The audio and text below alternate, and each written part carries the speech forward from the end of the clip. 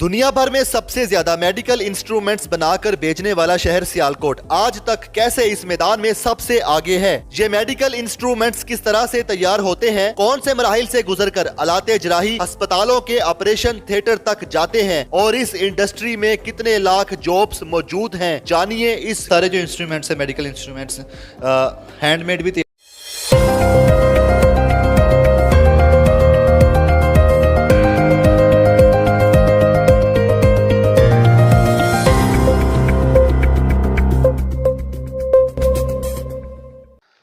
बिस्मिल्लाहिर्रहमानिर्रहीम।